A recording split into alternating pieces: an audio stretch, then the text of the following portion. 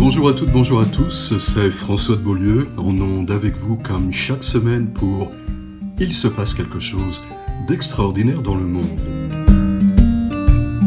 Et aujourd'hui, je vous propose de nous rendre à Avignon, en France, pour y rencontrer une jeune femme qui, ses études à peine terminées, s'engage avec ferveur dans un projet étonnant, un projet destiné aux jeunes, un projet généreux, original et fondateur pour tous ceux qui auront le bonheur d'y participer.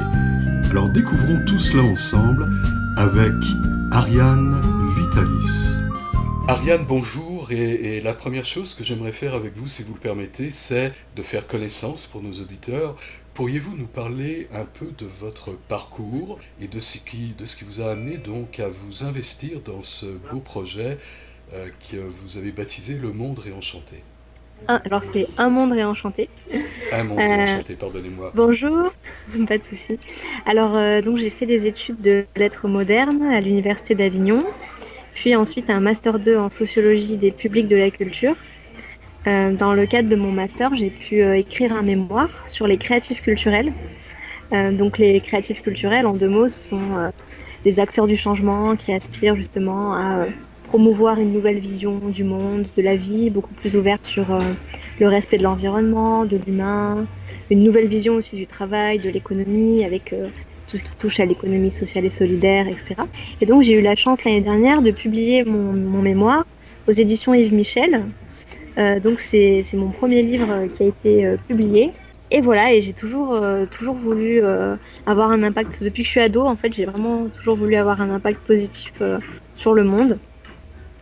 Et c'est assez tout naturellement que je me suis lancée dans l'entrepreneuriat social avec le projet Un monde réenchanté. Alors, Un monde réenchanté, qu'est-ce que c'est exactement? Quels sont vos objectifs?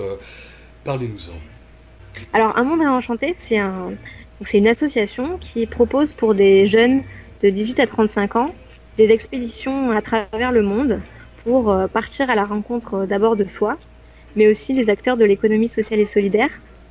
Donc en fait, ça mêle à la fois le développement personnel, la connaissance de soi. Donc pendant ces expéditions, on a des coachs qui partent avec les jeunes et qui vont vraiment les aider à révéler leur potentiel, leur permettre vraiment de mieux se connaître pour mieux incarner leur voix, tout en ayant vraiment une part aussi de rencontre avec les pionniers en fait de ce nouveau monde qui émerge, que ce soit lié autant à l'économie sociale et solidaire qu'à l'écologie.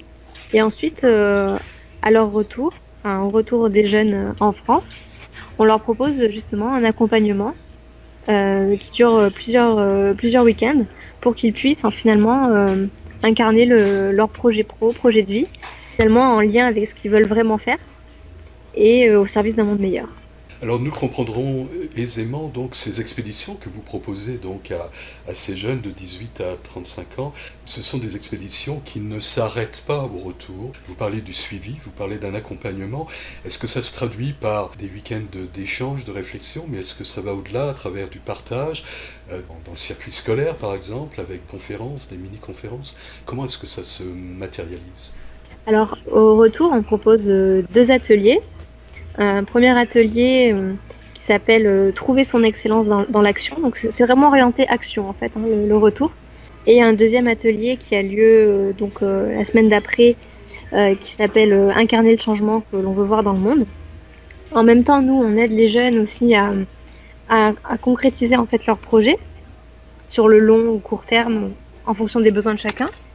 Et tout ça, ça se clôture en fait par un spectacle, disons un événement public qui a lieu à la fin de tout ce processus qu'on propose, où on va en fait proposer aux jeunes de donner à voir qui ils sont à travers ce qu'ils ont vécu et ressenti durant toute leur expédition, devant un public de personnes variées, et notamment aussi un public d'acteurs de l'économie sociale et solidaire.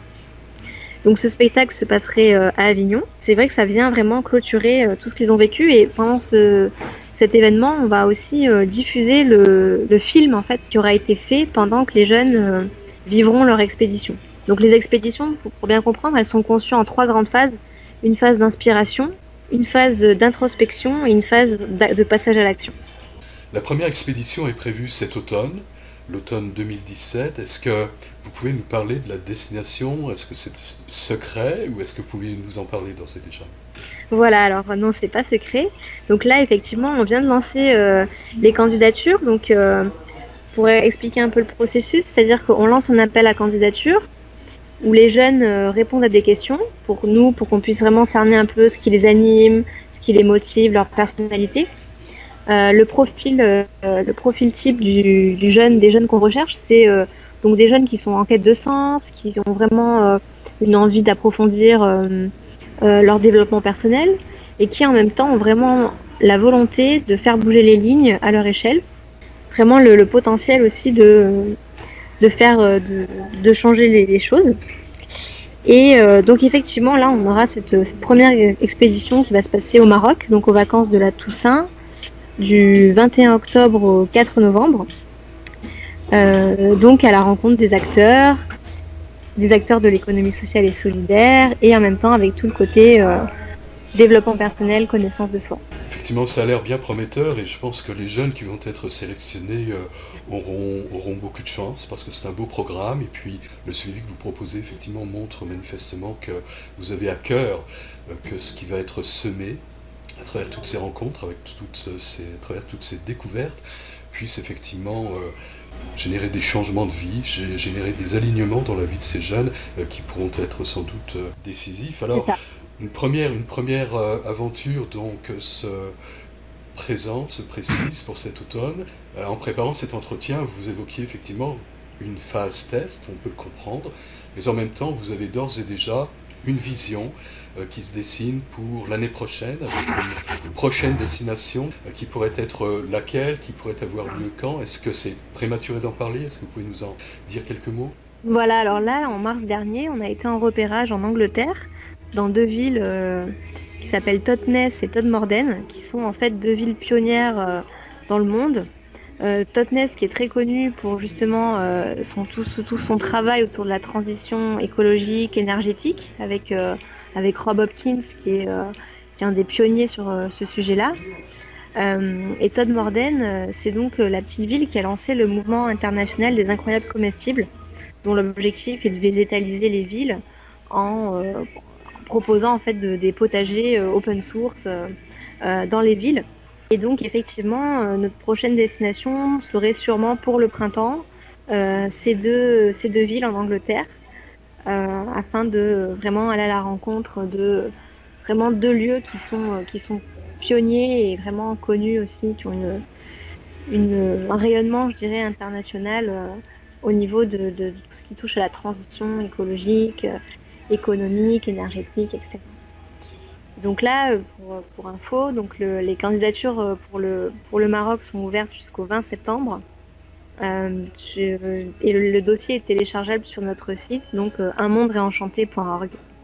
En préparant l'entretien également, Ariane, vous m'expliquiez que, effectivement, si la démarche est généreuse, il y a aussi le souci de construire une démarche viable économiquement pour permettre de répéter évidemment l'expérience de cet automne et du printemps prochain le plus de fois possible pour pouvoir évidemment l'ouvrir et la rendre accessible au plus de jeunes possible. Oui. Alors comment voyez-vous cette construction d'un modèle économique viable? Voilà, alors pour l'instant, le financement vient déjà d'une part des jeunes qui contribuent à hauteur de 480 euros pour l'expédition, qui inclut quand même des heures et des heures de coaching aussi, d'ateliers avec les coachs. Et aussi, on finance aussi cette première expédition grâce au financement participatif. Donc on a lancé une collecte de crowdfunding qui marche toujours, qui est toujours active d'ailleurs. Pour l'instant, on a récolté 6 000 euros sur un objectif de 10 000. Donc la collecte est toujours active pour ceux qui auraient l'élan de faire un don. Et effectivement, Pardonnez-moi Ariane, mais oui. nous pouvons peut-être le préciser tout de suite pour nos auditeurs, si certains souhaitent effectivement soutenir votre démarche, comment font-ils? Quel est le site que vous utilisez? Voilà.